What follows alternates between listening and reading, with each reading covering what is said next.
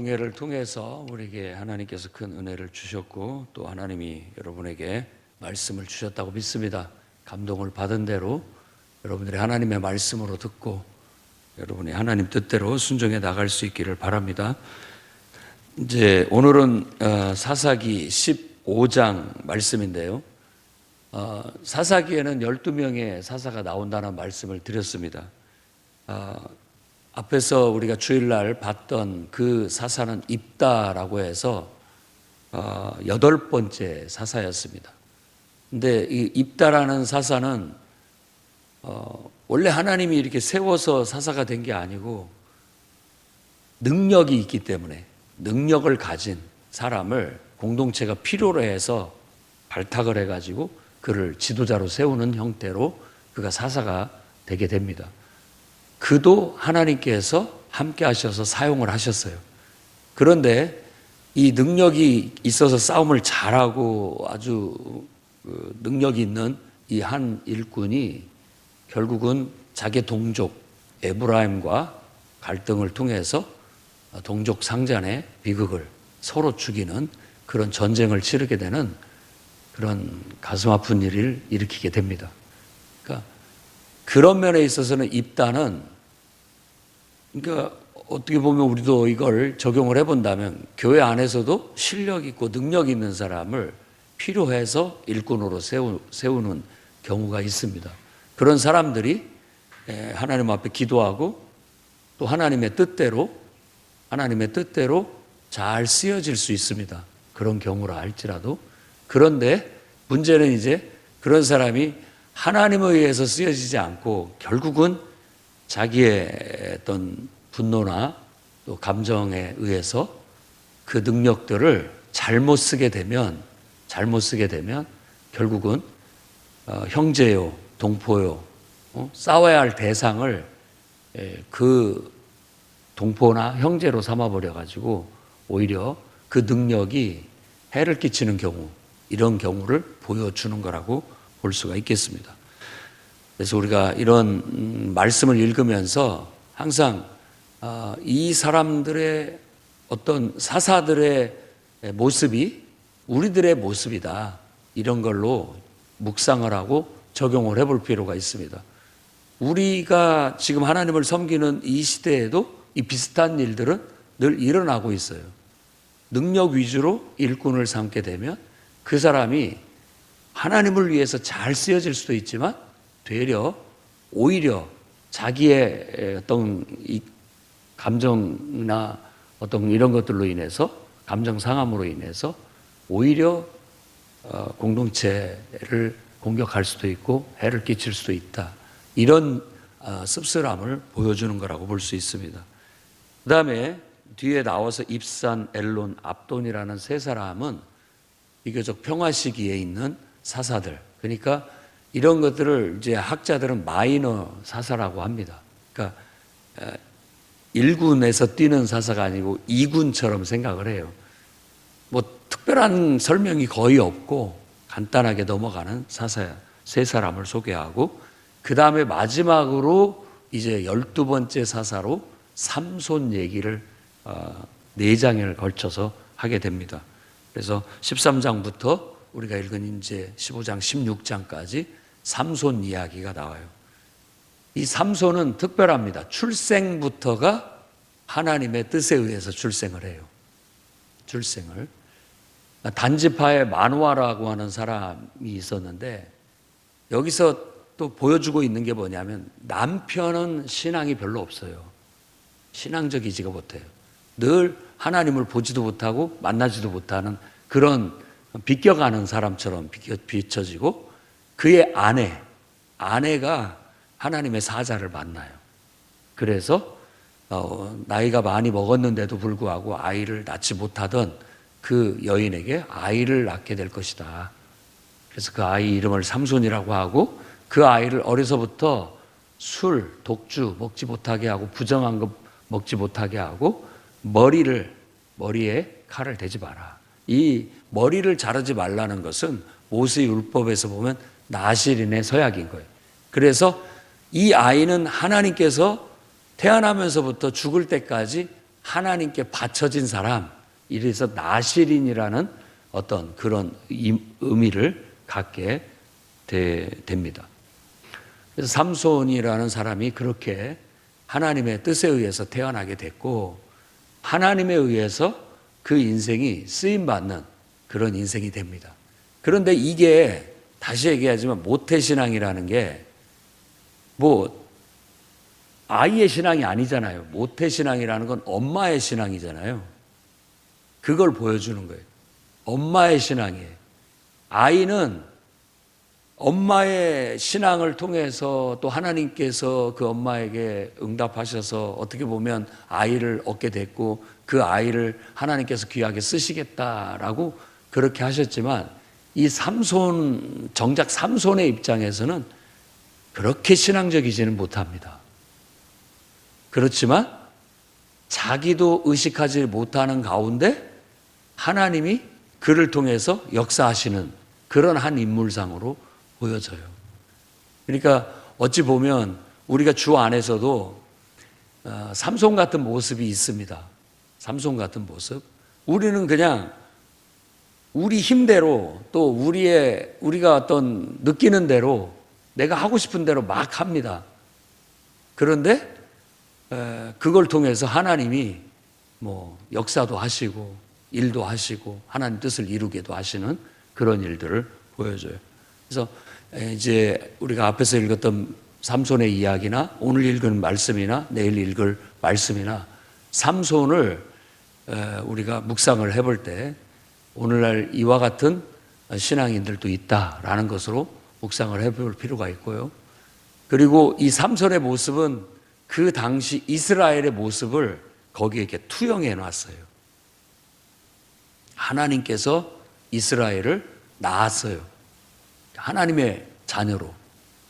그를 택했고 그를 하나님의 자녀로 삼아서 그를 낳아서 키워서 그에게는 무한한 능력이 있어요. 가능성. 하나님의 큰 능력이 그에게 있어요. 그런데 정작 본인은 그 능력이 하나님의 축복이고 능력인 줄 자각을 잘 못하고 그냥 자기 하고 싶은 대로 그 능력을 쓰는 모습, 그런 미숙한 모습을 삼손에게서 읽을 수가 있는데, 그 모습이 지금 하나님에 의해서 탄생되고 하나님이 함께 하시는 정말 능력 있는 한 민족 이스라엘이 지금 그와 같은 모습이다. 자기가 하나님의 자녀라는 그 놀라운 특권과 능력을 가지고 있음에도 그것이 얼마나 귀하고 소중한지를 잘 몰라요. 그리고 일말에 그런 어떤 나는 하나님께 뭐 부모로부터 너는 이렇게 태어난 아이야, 너는 하나님께서 쓰시는 일꾼이야, 이런 것들을 알고는 있지만은 그런 면에 있어서 미숙하면서 야생마처럼, 길들여지지 않은 야생마처럼 힘은 좋은데 막 자기 멋대로 막 하는 그런 모습이에요. 그런데 성경은 14장 4절 말씀을 보면은 이게 여호와께로 말미암았다라는 그런 말로 딱 한마디로 설명을 합니다. 그냥 되어지는 게 아니라 그것마저도 여호와께로 말미암아 된 일이다라고 얘기해요. 그는 블레셋 딥나에 가서 블레셋 여인하고 결혼을 하려고 부모에게 요구를 합니다. 그런 모습이 좀 뭐랄까 막 충동적이고 감정적이고 본능적이에요. 그러니까 정말로 하나님 앞에 기도해서 하나님 말씀이 주어지고 감동이 주어지면 그대로 행하는 그런 신실한 일꾼이 아니라 자기 충동에 의해서 막 하는 거예요. 그러니까 어떻게 보면 좀 어린아이 같은 모습이 있습니다. 미숙한 모습이. 그런데 결국 그거마저도 여호와께로 말미암았다. 여호와께로부터 나온 것이다. 왜? 블레셋 사람을 쳐부수려고, 그들을 쳐부수려는 빌미를 만들기 위해서 그렇게 했다라는 거예요. 우리는 멋모르고 우리가 충동적으로 또 감정적으로 막 하더라도 하나님은 또 그런 걸 통해서도 하나님 백성을 위해서 역사하시는 분이다 라는 것을 알 수가 있고, 정말 영적인 수준이 퇴보하고 떨어지면 이런 상태가 될 수가 있다라는 거예요. 우리가 지극히 인간적이고 육신적인 신앙인이 될 수가 있고, 인간적인 육신적인 신앙인이 그래도 신앙인이에요. 그래도 신앙인이에요. 하나님을 믿는다고 하고 교회도 다니고 또 뭐 예배도 참석하고. 그러나 신앙은 철저히 영적이지는 못해요. 그러니까 육신적이에요. 그러다 보니까 육신적으로 일을 처리하고 육신적으로 주의 일을 하고 이렇게 하는 거예요. 그럼에도 불구하고 하나님은 그런 사람을 통해서도 일하신다. 하나님의 일을 하신다는 거예요. 하나님의 일을. 그러면 우리가 느끼기에는 이 사람이 좀 더 영적이기만 하다면 그 하나님이 주신 재능을 잘 쓸 수가 있을 텐데 하는 안타까움이 남죠. 그게 바로 그 시대 이스라엘 백성을 보고 느끼는 하나님의 마음인 것이죠. 우리가 그걸 느끼는 겁니다.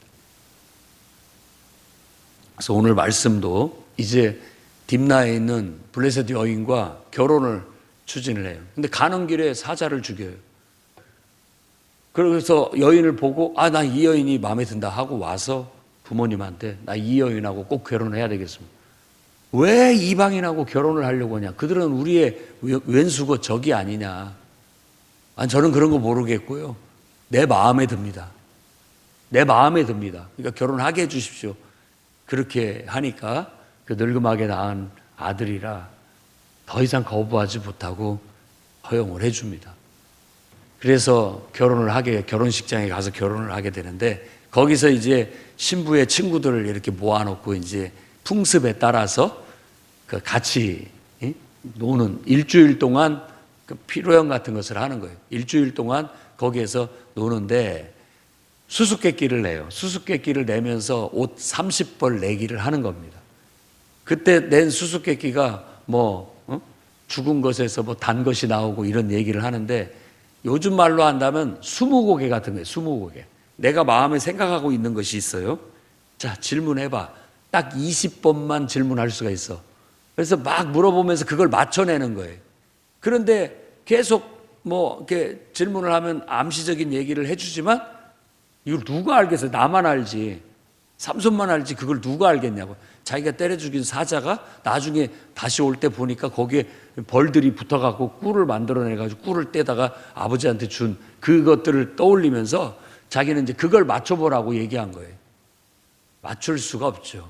그래가지고 결국은 그 친구들이 질 것 같으니까 결혼한 그 처자 아내에게 가서 너 맞춰내라. 우리가 그럼 이 손해볼 거 아니냐 해가지고 어떻게든지 알아내라 해서 결국은 삼손을 이렇게 해서 알아내서 친구들한테 알려서 삼손이 지게 됩니다. 그걸로 기분이 나빠갖고 획 토라져가지고 결혼식 다 끝도 안 내고 가버린 거예요. 삼손이. 그런 삼손의 모습, 얼마나 어린아이 같고 인간적이고 육신적입니까? 그냥 가버렸어요. 그러니까 그 신부 아버지는 이거 결혼식이 다 마무리도 안 되고 이렇게 돼버리니까 결국은 친구 중에 하나 골라서 결혼을 시켜버립니다. 그리고 나서 한참 후에 있다가 이 삼손이 이제 다시 이 아내를 찾아온 거예요. 처가댁을 찾아와서 아내를 데려가려고 한다고 찾아온 거예요. 그러니까 아버지가 이거 얼마나 당황스럽습니까? 지금 밀 거둘 때라고 말하는 거 보니까는 그 때가 좀 지났다라는 걸 알 수가 있고요. 아내를 찾아와서 너무나 황당하게 자기 아내를 갈 때는 언제고 이제 와서 찾아왔느냐. 이미 다른 남자한테 줬다. 그러니까 거기에서 화를 내면서 이제는 내가 이 블레셋 놈들을 이제 제가 말하는 바입니다. 블레셋 놈들을 내가 죽여도 당신들 할 말 없다. 어떻게 나한테 말 한마디도 없이 상의 한마디도 없이 나하고 결혼한 처자를 다른 남자한테 줘버릴 수가 있느냐 라고 해서 화가 나가지고 그 힘센 삼손은 나아가서 여우 300마리를 잡아가지고 2마리씩 꼬리를 묶어가지고 그 꼬리에다가 횃불을 달아가지고 불을 붙여가지고 제멋대로 뛰어가게 한 겁니다.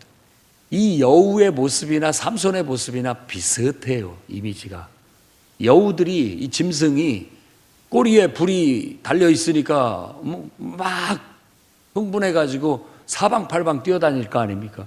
그러면서 이제 막 추수를 앞둔 곡식들, 포도밭, 감람나무들 다 불을 질러버려서 블레셋 진영이 크게 손해를 보게 됐다라는 얘기예요.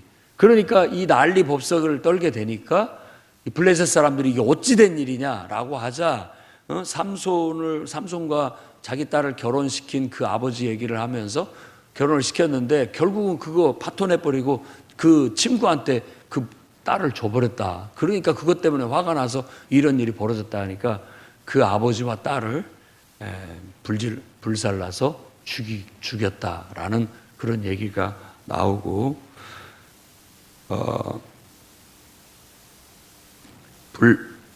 그 삼손은 이제 그들이 그렇게 트집을 잡고 나오니까 그것도 또 그렇죠. 내 장인과 또 아내를 너희들이 또 죽였구나. 죽였다고 해서 또 그 사람들을 가가지고 또 정강이와 허벅다리를 쳐서 그들을 죽였다라고 얘기하는데, 왜 그냥 죽이지 정강이와 허벅다리를 치느냐? 이것은 이런 어떤 의미가 있습니다. 블레셋의 이 다리에서 힘이 나오는 거예요. 모든 것들은 다리에서 힘이 나오는데 그걸 쳐버렸다라는 것은 블레셋의 힘을 약화시켰다, 힘을 뺐다라는 그런 의미를 갖고 있습니다. 어찌됐든 지금 블레셋에 의해서 이스라엘 백성은 많은 고통과 압제를 받고 있는데, 이 힘센 사람 한 삼손의 해악적인 이야기를 통해서 결국 블레셋은 힘을 잃게 됐다. 그러니까 그 뒤에서 인간적이고 감정적이고 충동적이고 자기 힘을 주체하지 못하는 어떤 한 어린 인물 그 뒤에 하나님이 계셔서 그 사람이 막 이 길들여지지 않은 짐승처럼 날뛰지만 그 속에서 하나님은 하나님의 뜻과 역사를 이루고 계시는 그런 걸 볼 수가 있는 겁니다. 그래서 결국 그렇게 해서 바이툼에 머무르게 도망가 가지고 이제 자기가 블레셋을 그렇게 많이 죽였으니까 그거로 인해서 신변의 위협을 당하니까 에담 바이툼에 숨어 지내게 됩니다. 그러자 블레셋이 이거 가만두면 안 된다 해가지고 군대를 이끌고 쳐들어옵니다. 그러니까 유다가 3,000명을 이끌고 맞서 싸우려고 해요. 왜 우리를 쳐들어오느냐라고 묻자 삼손 그놈을 내놔라. 이놈이 완전히 우리한테 와서 난동을 피우고 갔다. 내놔라. 그러면 우리는 싸우지 않겠다라고 얘기하면, 유다는 동족이죠. 동족인데 옛날에는 그러지 않았어요. 옛날 이 사사가 시대라는 게 계속 지금 영적으로 퇴보해 가는 걸 보여주는 거예요. 이제는 그전에는 사사의 말을 듣고 백성들이 일어나서 사사의 지도력을 따라서 싸웠지만은 지금은 공동체가 지도자를 잡아서 적에게 넘겨줘요. 그런 모습이에요. 그러니까 그런 상태가 돼버린 거예요. 그러니까 요즘 말로 한다면 성도들이 담임 목사를 적에게 내줘버리는 그런 어떤 그런 거라고 볼 수 있죠. 지도자를 내줘버려요. 왜? 우리는 평화만 있으면 된다. 우리만 편안하게 잘 살면 되지, 이 사람 때문에 우리에게 분란이 오고 이 사람 때문에 내게 문제가 된다면 지도자 없어도 된다, 이런 식의 태도를 보이는 거예요. 그래서 삼손을 잡으러 갑니다, 유다가. 그래서 잡아서 삼손은 고스란히 그저 잡혀주죠. 새 밧줄로 결박을 받고 가는 거예요. 대신 유다, 동족이고 형제인 당신들이 나한테 공격만 안 하면 된다. 그것만 약속해라. 내 순순히 잡혀가겠다라고 얘기를 해서 그렇게 하겠다. 우리가 바라는 건 다른 거 없다. 전쟁 치르지 않고 평화롭게 해결되기를 바라는 거, 그거밖에 없다라고 얘기하는데, 이 밧줄을 묶고 지도자가 공동체를 위해서 자기를 희생하러 가는 모습 속에는 바로 예수 그리스도의 모습이 살짝 보입니다. 그러니까 지도자가 공동체를 위해서 희생하는 모습, 그게 어떤 면에서 진정한 지도자의 모습이라고 볼 수 있는 것이죠. 그렇게 해서 그가 넘겨지게 됐고, 넘겨지자 여호와의 영이 갑자기 임했다라고 하는데, 이 갑자기라는 표현도 맞지만은 어떻게 보면 강하게 임했다는 거예요. 성경에 오순절날 급하고 강한 바람같이 하나님의 임재가 있었던 것처럼 강하게 하나님의 영이 확 임했는데 그게 막 불이 임한 것 같고 막 이런 거예요. 그러니까 이건 지금 하나님의 영에 감동돼서 그 새 밧줄로 묶인 이것을 그냥 썩은 동아줄 끊듯이 딱 끊어버리고, 거기에 이렇게 딱 보니까 죽은 나귀의 턱뼈가 있으니까 그 턱뼈를 잡아가지고 주걱 같은 모습이라고 생각하면 됩니다. 이걸 잡고는 거기에서 블레셋 사람을 3,000명을 쳐 죽였다 라고 그렇게 성경이 기록하고 있습니다. 자, 하나님이 영이 임하면 인간적이고 미숙한 사람을 통해서도 놀라운 능력들이 나타납니다. 그게 하나님을 믿는 사람이 가지고 있는 잠재력이에요. 잠재력. 이걸 터뜨려야 됩니다, 우리도. 그러니까 너희는 이 성에 유해라. 위로부터 능력이 임할 때까지 있어라. 너희의 힘으로 하는 게 아니다. 하나님의 불같은 성령이 임하고 급하고 강한 바람같이 하나님의 영이 강력하게 임하니까 그 영에 사로잡혀서 능력을 발휘하게 될 때 그날에 예수 믿고 세례받은 사람이, 침례받은 사람 3,000명이 더했다라고 성경이 얘기하고 있지 않습니까? 다 어떻게 보면 이렇게 막 복선처럼 연결이 돼요. 성경이 연결이 됩니다. 그러니까 하나님의 능력이 우리 안에는 무한한 잠재 능력이 있어요. 그런데 그 잠재 능력이 하나님에 의해서 붙들려서 쓰여질 때 내가 좀 인간적이고 육신적이고 미숙하고 이러더라도 하나님의 능력에 사로잡혔을 때 하나님은 우리를 쓰시는 거예요. 우리를 통해 하나님의 역사가 일어나요. 큰 역사가 일어나게 되는 것이죠.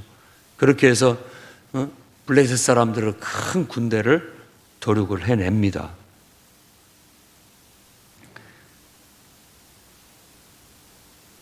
강하게 성령이 역사하시니까 이런 블레셋 사람 1,000명을 쳐 죽이는 그런 역사를 이루어냅니다. 그리고 너무나 지쳐서 목이 말라 쓰러지고 있을 때 하나님께 부르짖습니다.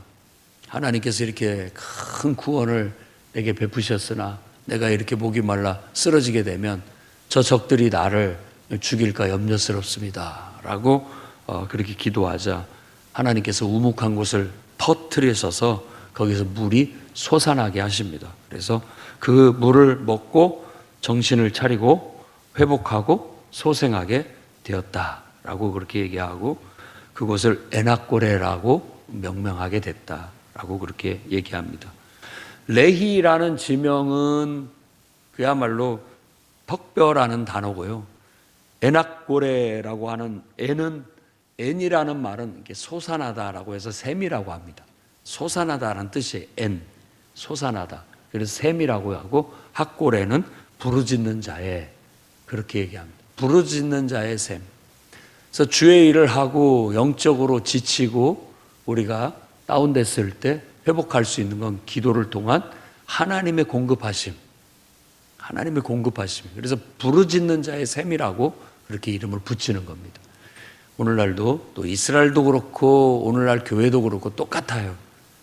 주님께 쓰임받고 정말 우리 능력 그 이상으로 하나님 앞에 쓰임받는 사람들은 이렇게 지칠 수 있습니다. 지금 공동체는 아무도 나서지 않아요. 자기들은 그냥 편안하게 있으면 그게 최고예요. 그냥 그만큼 영적으로 대보됐고 정말 하나님이 쓰실 만한 일꾼이 없어요. 그리고 하나님이 쓰시는 일꾼은 그 중에서도 일꾼은 미숙해요. 그 안에는 무한한 잠재 능력이 있는데 혼자서 적들을 상대해서 1,000명을 죽입니다. 그러니까 얼마나 지치고 힘들겠어요. 그런 영혼들이 공동체의 지지를 받고 후원을 받는다면 큰 도움이 되겠지만 결국 그것마저도 허용되지 않습니다. 그 영혼은 하나님으로 말미암아 하나님께 가서 하나님께 기도하고 하나님이 공급하시는 힘을 얻어야만 다시 영적으로 소생할 수가 있고 회복할 수가 있는 걸 보여줘요. 그래서 오늘날도 여러분들이 주의 일을 하다가 지치고 낙심됐다고 한다면 사람들의 칭찬과 위로와 격려도 필요하겠지만 그것으로 우리의 영혼이 회복되고 치유되고 소생하는 게 아닙니다. 오늘날 많은 성도들이 한국교회에 있다고 하지만 어쩌면 전체적인 모습이 찾아볼 수 없는 일꾼, 그런 모습일 수도 있습니다. 나서지를 않아요. 그리고 헌신하려고 하지 않고 하나님이 쓰시려고 하시는데 쓸만한 사람을 찾지 못합니다. 그리고 이렇게 어떤 그런 영적으로 퇴보된 상태에서는 그 중에서 이렇게 독보적인 존재들, 이런 사람들만 정말 혼자 십자가를 지고 가듯이 지쳐 쓰러질 만큼 일을 합니다. 그런 사람들이. 그런 어떤 모습도 이 이야기 속에서 우리가 읽을 수가 있어요. 우리가 만일 그 뒤에 있는 유다 지파였다면 그걸 보고 가만히 있어야 되겠습니까? 저 사람이 저렇게 앞장서 나가는데 아니 다 같이 달라들어서 했으면 더 큰 승리를 거두지 않았겠습니까? 그런데도 그러지를 못해요. 주님 앞에 여러분들이 특별하게 쓰임을 받고 정말 열심히 나가면서 상처도 받고 또 지칠 대로 지치고 낙심대로 낙심될 때에 사람들에게 위로받는 거, 그건 그저 하나님의 은혜면 감사한 것이고 그걸로 여러분들의 영혼이 충족되지 않는다라는 걸 깨닫기를 바라고, 바로 부르짖는 자의 샘, 거기에서 우리는 영적인 샘물을 먹고 생수를 먹고 회복될 수 있고 소생할 수 있다. 새 힘을 얻을 수 있다. 그러면 내 안에 있는 잠재된 능력이 탁 나타나게 되고, 여러분 우리의 인생은 하나님께 쓰임받는 것이 인생의 본분이고 목적입니다. 그 이상도 그 이하도 없어요. 그 이상도 그 이하도 없어요. 사람을 위해서 일하는 거 아니고 하나님을 위해서 하는 겁니다. 하나님께 쓰임받는 거예요. 어떤 모양으로든지 하나님께 쓰임받고 또 하나님의 뜻을 이루는 데 쓰여질 수 있기를 바라고, 가능하다면 우리가 여기서 읽은 이 삼손의 어린아이 같고 육신적이고 충동적인 그런 어떤 미숙한 모습을 우리가 느낀다면 더 성숙한 모습으로 하나님을 섬길 수 있도록 기도해져 가고 또 다듬어져 가고 성장하고 성숙될 수 있기를 바랍니다. 우리가 가진 점이 있지만 미비한 점이 있어요. 그 미비한 점을 보완해서 하나님 앞에 우리가 쓰여지게 된다면 더 온전한 모습으로 더 능력 있게 여러분이 가진 잠재 능력들을 사용할 수 있다라고 저는 믿습니다.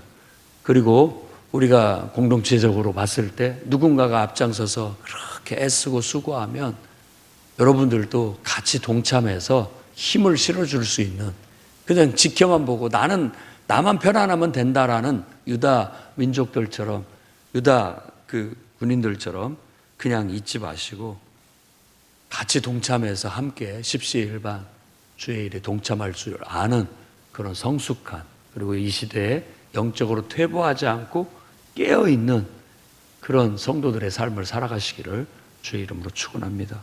기도하겠습니다. 거룩하신 주님, 삼손이라는 한 인물을 통하여 시대의 영적 상태를 보여주시고 오늘날 우리에게도 귀감이 되게 하시고 교훈이 되게 하셨습니다. 이제 말씀을 묵상하고 그 말씀 속에서 우리에게 말씀하시는 주님의 음성을 듣게 해 주옵소서.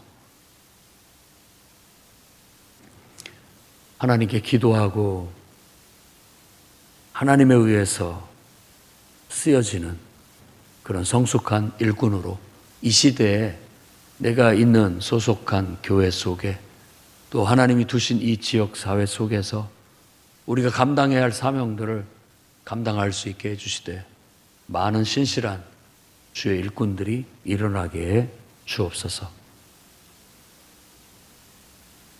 누군가 주님을 음성을 듣고 주의 일을 할 때 그게 하나님의 뜻이라는 걸 믿고 또 하나님이 역사하신 것을 믿는다면 같이 동참할 수 있는 그런 신실한 일꾼들, 그런 주님의 제자들, 그런 성도들이 될 수 있도록 붙잡아 주셔서 칠흑같이 어두운 세상 속에서도 밤하늘의 별처럼 빛나는 빛이 되게 하시고 세상에 소중한 소금과 같은 역할을 하여 맛을 내게 하시고 선한 영향력을 나타낼 수 있는 교회와 성도가 되게 주옵소서. 예수님 이름으로 기도드립니다.